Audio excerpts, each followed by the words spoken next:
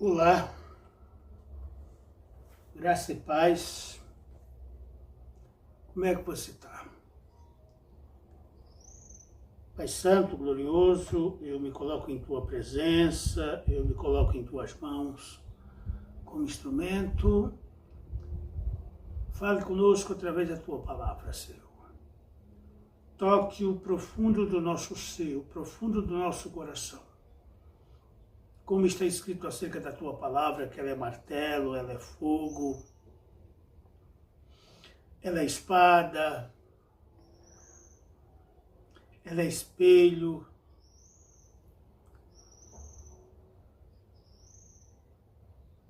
ela é viva e eficaz, Pai. Portanto, penetra o nosso ser neste dia, em nome de Jesus. Eu oro por todos nós, Pai. Fale conosco através da Tua palavra. Eu quero falar um pouco sobre salvação. Eu me preocupo muito com as almas que ainda não têm uma fé genuína em Deus. Mesmo que muitos dizem que tem muita fé em Deus. Quando uma pessoa diz que tem muita fé em Deus, ela se declara que nenhuma fé ela tem em Deus. Porque o que crê em Deus diz que crê. Ele não diz que tem muita fé. Quer dizer que tem muita fé, ele tem que fazer morto ressuscitar, pessoas saírem das cadeiras de rodas, aleijados se pôr em pé, qualquer deficiente, e assim mesmo ninguém tem a capacidade de dizer isso. Mas os incrédulos geralmente usam essa palavra. Eu tenho muita fé em Deus. O verso que eu quero ler é apenas um verso do livro do profeta Isaías, capítulo 26, o verso 1, né? Que é uma canção que exorta a confiarmos na proteção de Deus, né? O verso diz assim: naquele dia se entoará este cântico na terra de Judá. Temos uma cidade forte, Deus lhe põe a salvação por muros e baluartes. Tá aí. Salvação. Ato pelo qual Deus livra a pessoa de situações de perigo, como avisa o profeta Isaías neste verso. O contexto fala de confiança e proteção por parte de Deus por nós. Na verdade, esse texto todo é uma canção, né? De Deus que nos salva. De que Deus nos salva? Diríamos que o incauto, o crédulo perguntasse isso. Nos salvar de quê? Deus salva da opressão, do sofrimento e da culpa e do poder do pecado. E a introdução numa nova vida cheia de bênçãos espirituais por meio de Jesus Cristo. É disso que Ele salva a gente. Do poder do pecado, legado na queda do Adão, que legou o pecado a todos os homens, tirou as mãos, as pessoas, o ser humano do paraíso de Deus e entregou ao diabo, o inimigo das nossas almas. É por isso que Deus providenciou Jesus, para que por meio da fé tenha essa condição. Não é só Jesus ter vindo e morrido na cruz que nós estamos salvos, nós temos essa condição para sair das mãos do diabo e vir para Deus novamente. É crer em Jesus somente. Então, outro termo que casa ali com a redenção, né? Salvação, conversão, né? Para termos direito à vida eterna, é o que Jesus faz, né? porque precisamos de salvação? Porque os homens pertencem ao inimigo de nossas almas. Romanos 3:23 diz que todos pecaram e carecem da glória de Deus. Todos foram tirados do paraíso quando Adão pecou. O pecado dele passou a todos os homens. Assim, por uma ofensa de um homem, o pecado passou a toda a humanidade, a todo ser humano. Pela morte e ressurreição do outro, e a fé nele, a salvação pode vir a muitos homens, né? Então eu quero destacar aqui hoje apenas 3 características importantes sobre isso. A primeira é como podemos nos salvar. Efésios 2, de 8 a 9, o contexto todo é importante, mas vou ler 2 versos. Diz que pela graça sois salvos, mediante a fé. Isso não vem de vós, é dom de Deus, não de obras para que ninguém se glorie. Quer dizer, pela graça, que é favor imerecido, quer dizer que nenhum ser humano tem mérito. Mas Deus salva e perdoa por amor, né? Por essa graça, esse favor imerecido. E não vem de obras, se você estiver fazendo muita bondade, ajudando muitas obras de caridade, para daí adquirir, como é que fala? Integração com Deus, está tudo errado. É só pela fé.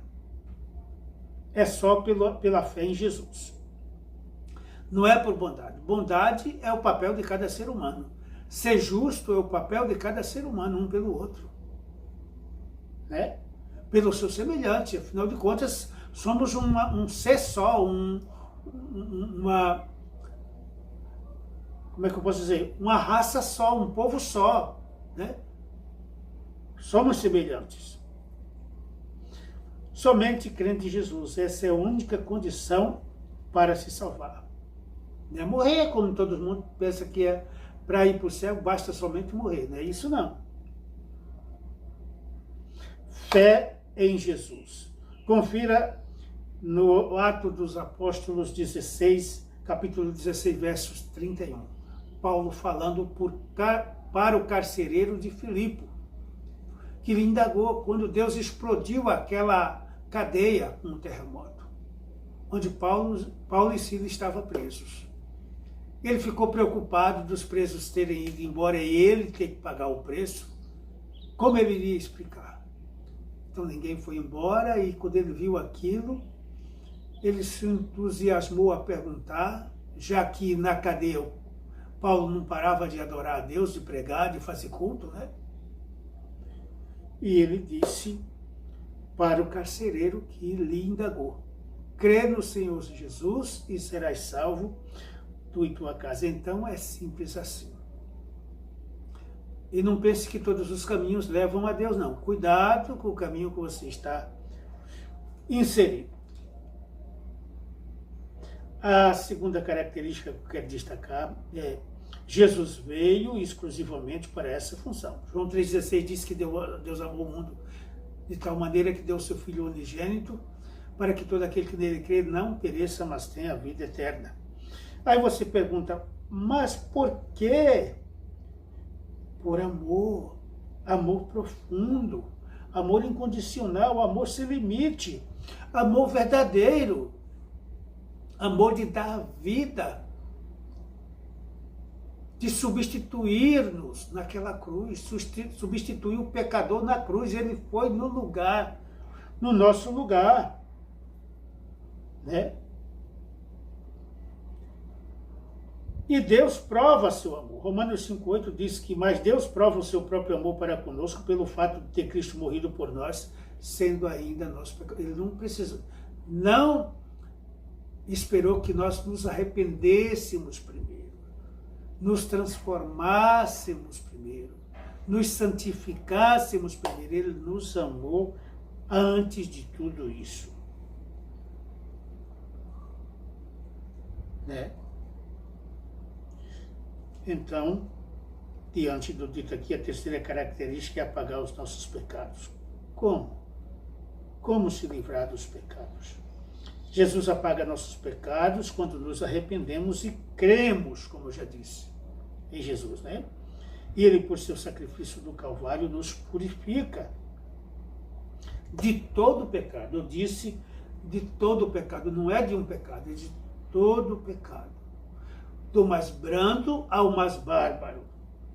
1 João 9 diz, se confessarmos os nossos pecados, ele é fiel e justo para nos perdoar os pecados e nos purificar de todo pecado. E a Bíblia diz que Deus já não se lembra mais das nossas transgressões. E Romanos 8:1 ainda vem dizer que nenhuma condenação há para os que estão em Cristo Jesus, nosso Senhor. Né? Vamos ler direito, Romanos 8:1.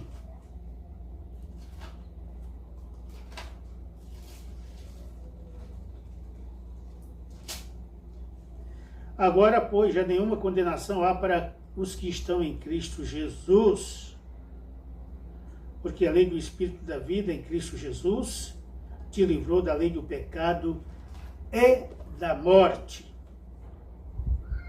Ok? Vamos concluir? Aí vamos andar em novidade de vida, depois que aceitarmos Jesus como nosso Senhor e suficiente Salvador da nossa vida. A santidade será uma constante em nossa vida. Mas o que é santidade? É um atributo divino, pelo qual ele é moralmente puro e perfeito. Ou seja, traduzido, separado acima do que é mau e imperfeito. Hebreus 12:10, vamos ver o que diz em Hebreus 12:10. Eu gosto que a Bíblia fale, não eu. Que a Bíblia diga, Hebreus 12:10.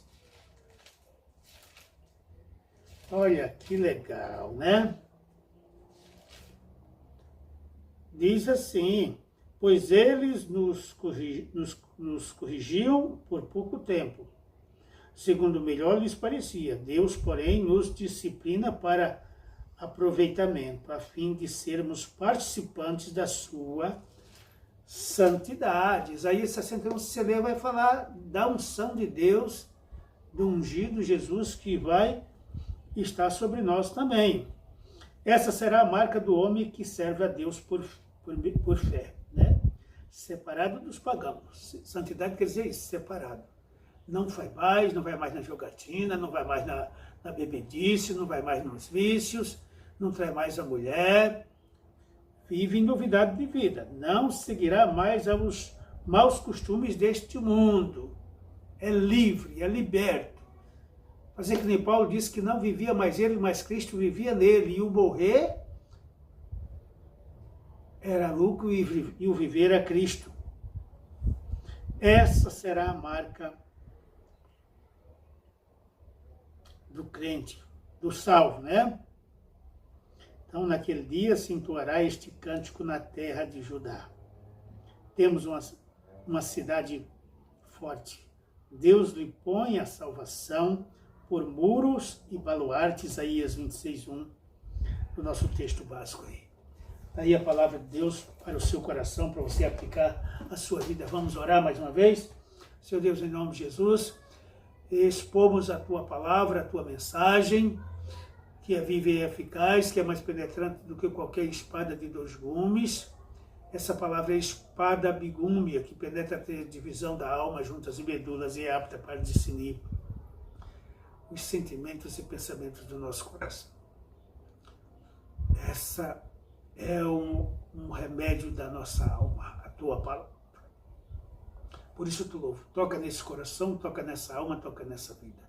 Eu te oro e te agradeço por este momento especial, no nome de Jesus. Amém.